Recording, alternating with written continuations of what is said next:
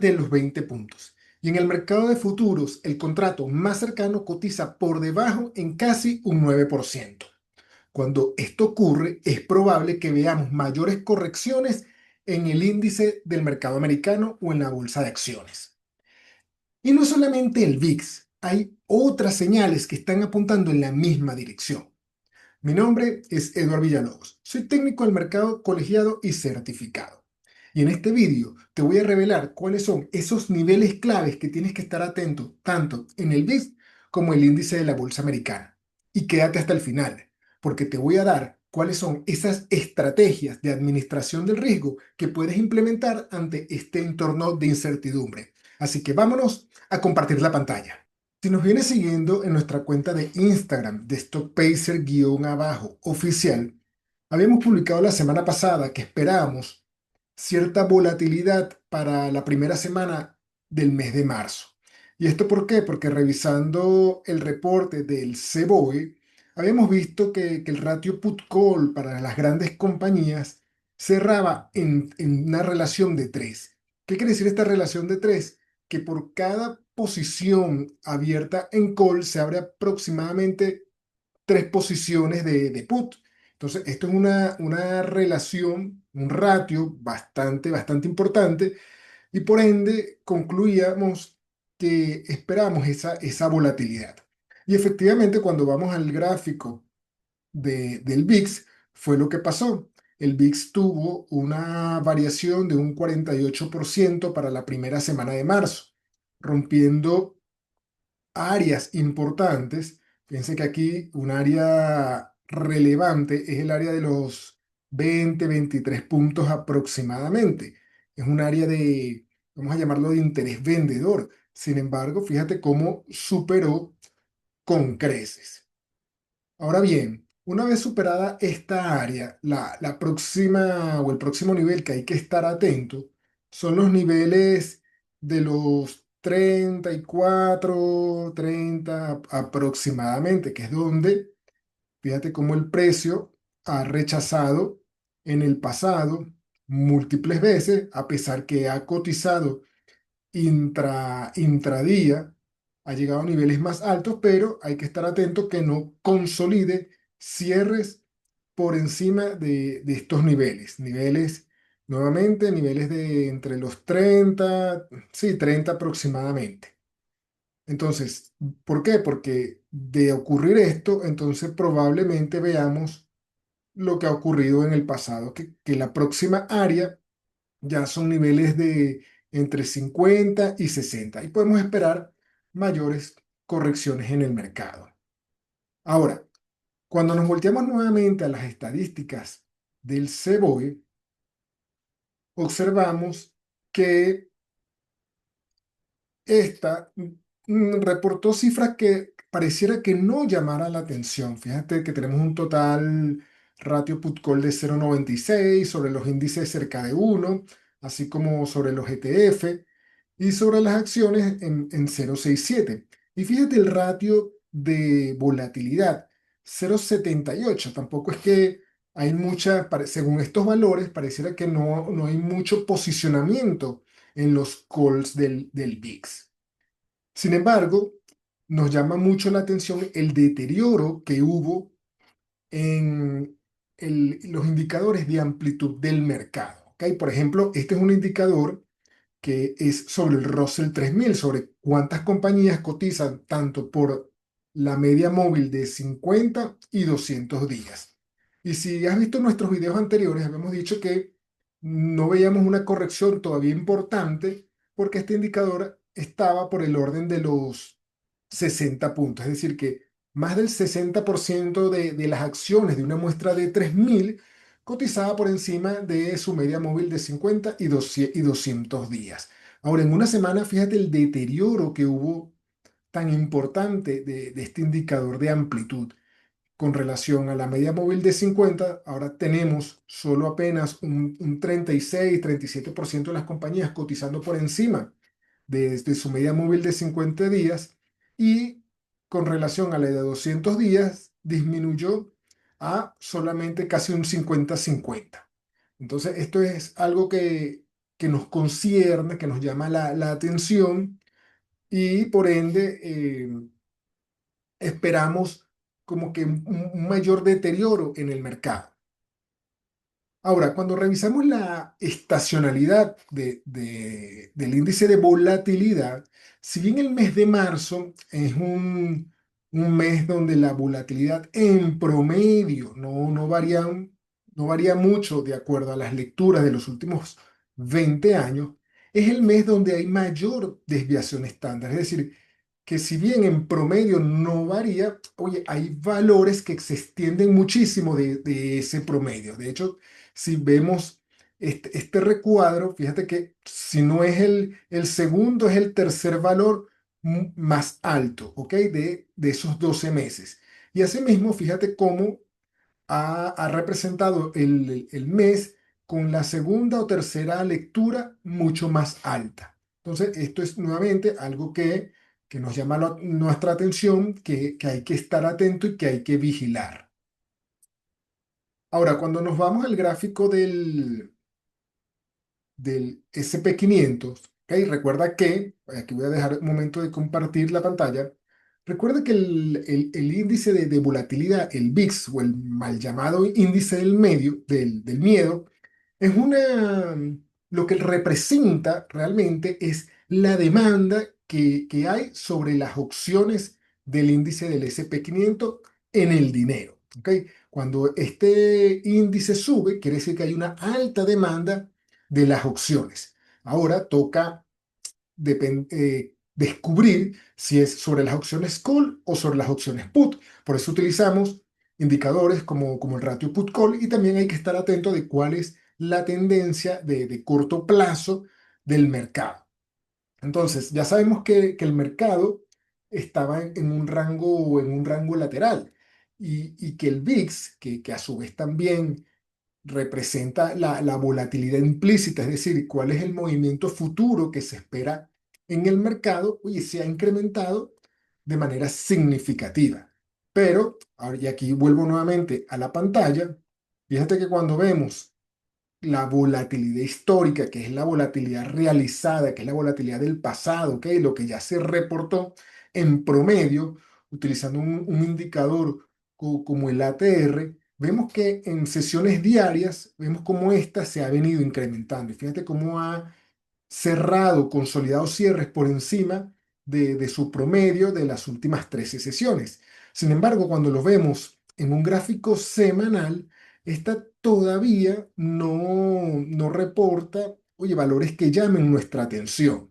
Normalmente cuando esto cruza por arriba de su media móvil de 13 sesiones, que en este caso equivaldría a unos 50 días aproximadamente o 63 días, el, se experimenta grandes movimientos en el mercado. Fíjate cómo aquí en abril aproximadamente, a ver, esto no, a ver ya va, que esto aquí me está estorbando. Ajá. Fíjate cómo aquí a mediados de febrero del año pasado, 2025, fíjate cómo consolidó cierres por encima de la media móvil y al final se tradujo en una gran corrección. Ahora, eso no está ocurriendo en estos momentos. Apenas semanalmente pareciera que se está lateralizando esa volatilidad. Asimismo, cuando tú sacas la relación ATR sobre el precio, esto representa aproximadamente un 2%, mientras que por el otro lado, con una volatilidad que cerró implícita de 29 puntos, cuando esto está expresado en términos anuales y lo llevas a términos semanales, oye, representa aproximadamente un 4%. Entonces, esto lo que nos quiere decir es que o, la volatilidad implícita, la volatilidad futura, corrige, ¿ok? Para alcanzar esa volatilidad histórica o viceversa. La volatilidad histórica es la que va a alcanzar a esa volatilidad futura. Entonces, bueno, hay que estar atentos de lo que está haciendo el precio para ver en dónde se resuelve este gran movimiento. Y por último, fíjense que tenemos, ¿ok? En el panel superior tenemos el VIX, pero en el panel inferior tenemos la volatilidad en el mercado de futuros. Entonces, fíjense los valores. El pasado viernes cerró el VIX con una lectura de 29,48, mientras que el mercado de futuros en 26,97 para redondear. Entonces, esto es lo que se conoce como vanguardation, es decir, que los contratos futuros comienzan a cerrar o a tener cotizaciones por debajo del valor spot, que es el valor cash o valor de contado del subyacente, es decir, que en este caso sería el índice de volatilidad. Esto lo que se traduce es que los inversores, los grandes inversores, están más preocupados del corto plazo que del plazo futuro, que mediano o largo plazo. Entonces, que esperan esos grandes movimientos y por ende se están protegiendo más en ese corto plazo que en el futuro, que es lo que provoca al final esta dispersión del movimiento o cambio de la pendiente con relación a los contratos de futuro. Ahora, volviendo al SP 500, fíjense que ya hemos dicho en múltiples vídeos, ¿ok? Que fíjate que esto está presentando un movimiento que es donde está perdiendo velocidad, se está desacelerando, ¿ok? Porque fíjate cómo estos máximos que eran crecientes comienzan a formar máximos decrecientes. Asimismo, los mínimos. Y que el área donde importante que hay que estar muy atento es el área de los 6.514, 6.548 aproximadamente. Y fíjate que coincide con la cotización de la media móvil de 200 periodos. Y adicional, si trazamos aquí los retrocesos de Fibonacci y lo determinamos, fíjate que adicionalmente converge con el retroceso del 23% de Fibonacci. Entonces, esto aquí es un nivel clave, ¿ok? Un nivel de interés que hay que estar atento, ¿ok? Que el precio no consolide cierres por debajo de esto, porque de hacerlo, entonces habría que esperar un mayor deterioro del mercado de acciones. Ahora, ¿cuánto puede ser ese deterioro? Bueno, si decimos que esto aquí es un rectángulo, entonces medimos la anchura de ese rectángulo y lo proyectamos hacia abajo. Y eso nos llevaría aproximadamente a los máximos de, a los máximos de febrero, ¿ok? El máximo de febrero, diciembre del 24 y febrero del 25. Más o menos esta área, y fíjate que cómo coincide con un área donde consiguió previamente resistencia vendedora, que finalmente rompió y que retestió. O sea, podemos incluso ampliarlo un poco más para tener ese rango. No necesariamente tiene que llegar a esa parte, pero fíjate cómo aquí retestió una, dos veces y por ende ampliamos ese rango de precio para que estés atento, ¿ok? De que llegara a romper, esa podría ser aproximadamente la proyección mínima, ¿ok? Mínima del precio en caso de cumplirse. Ahora, ante toda esta incertidumbre, fíjate que no hay indicadores que funcionen 100% a la perfección. Y al final lo que hacemos es recoger un clúster de evidencias para entender qué es lo que está pasando. Entonces, ante esta incertidumbre, lo único que nos queda es administrar lo que es el riesgo. Entonces, estos son algunos puntos o algunas estrategias de administración del riesgo que tienes que revisar. Número uno, la toma de ganancias parciales o totales. Y esto lo que nos ayuda es precisamente a reducir nuestra exposición al mercado y tener mayores reservas de caja, de efectivo, cuando se presenten esas grandes oportunidades. La segunda, revisar tu estrategia de trailing stop y stop de salida, que son dos conceptos totalmente distintos. El trailing stop es cuando el activo o el valor que estás invertido se comienza a mover a tu favor y tú comienzas asimismo a subir tu stop, ¿ok? Para proteger parte de esas ganancias. Entonces, ante toda esta incertidumbre, estos riesgos, bueno, es momento de revisar esa estrategia de trailing stop si está adecuadamente posicionado en un nivel de soporte donde tú crees poco probable que el precio pueda llegar, donde también coincida con una media móvil, entre otras estrategias. Y a su vez el stop de salida, porque el stop de salida es cuando tomas una posición nueva y decides abandonarla porque el mercado no te da la razón. Entonces, ante este entorno de alta volatilidad, entonces ese stop de salida probablemente lo tengas que que darle un poco más espacio, ¿ok? Porque en el corto plazo estamos viendo movimientos muy bruscos en el mercado y por ende tienes que darle más espacio para que tu posición no sea sacudida, ¿ok? Por el ruido que hay en estos momentos en el corto plazo. Una tercera estrategia es disminuir el tamaño de la posición y o riesgo asignado. Entonces, ante este gran incremento de la volatilidad y sabiendo que estamos frente a potenciales movimientos bruscos, entonces, oye, quizás sea momento de reducir ese riesgo asignado o ese monto. Es decir, que si tú estás arriesgando, no sé, $100 o el 2% por posición, oye, probablemente tengas que reducirlo, por decir algo, a la mitad, ¿ok? A $50, al 1%, al 0,5%, entre otros. O a su vez, reducir también ese tamaño de posición. Es decir, que si tu estrategia es cada vez que tú abres una posición, tú vas a colocar el 5% del total capital, bueno, asimismo también puede ser momento de disminuir ese tamaño. Una cuarta eh, Una cuarta estrategia es reducir la frecuencia de la operativa, pero por supuesto, o sea, no forces tu estrategia a buscar eh, posiciones o valores que tú crees que sean ganadores.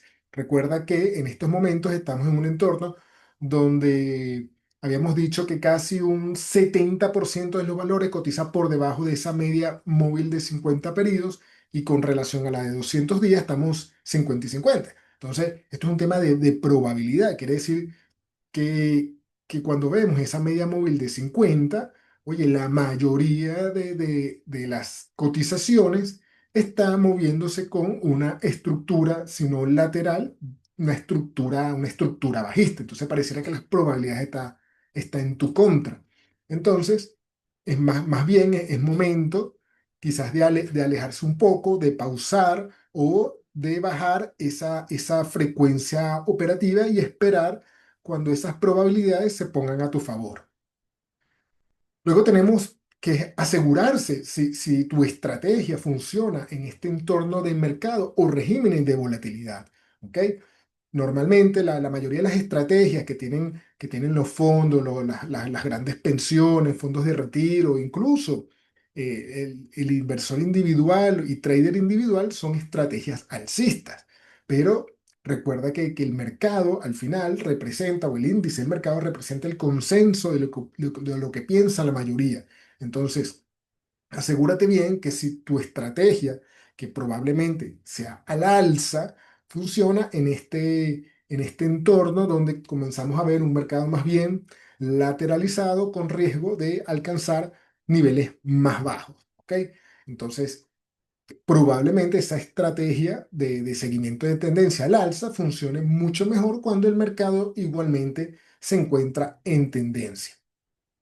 Y finalmente, bueno, tenemos como estrategia la de migrar a activos refugio u otros activos u otros mercados, como efectivo, oro, bonos, sectores defensivos. Pero importante, si vas a migrar a otros activos u otros mercados, oye, tiene que hacerlo con tu estrategia, ¿ok? No es migrar por migrar, sino más bien ver si tu estrategia se está activando en otros mercados o sectores donde tú crees que potencialmente tengas mayor probabilidad.